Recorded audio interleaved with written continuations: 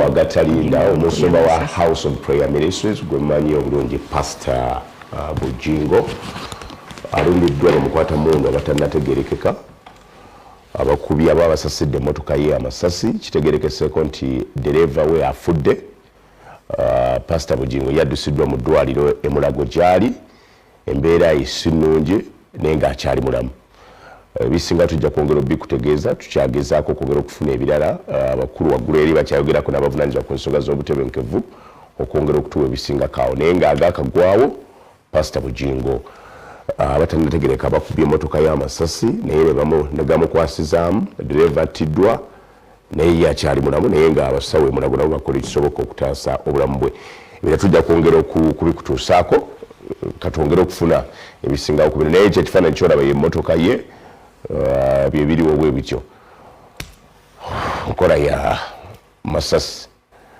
Tubadde ne lw'omushana wano ng'agaa nti kaakati embeera gitulina birimu era nga nkubamu tooki naye ne puroguramu tennaggwa ate tulaba ebiriyo ebyo bitandise obutatambula.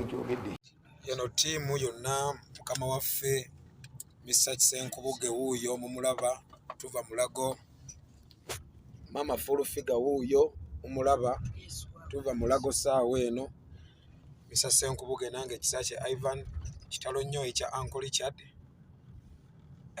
Naye mukama twagala mwebaza olw'omusumba Roses Bujingo taata waffe amulekedde obulamu amuwadde ekisa.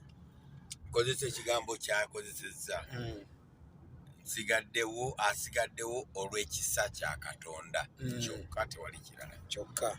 Omutemu abadde azze na bumalirivu ng'ayagala bulamu bwa musumba naye tusaasidde nnyo famire ya mukozi munnaffe Richard agenze okubeera ne mukama waffe. God to be with the Lord.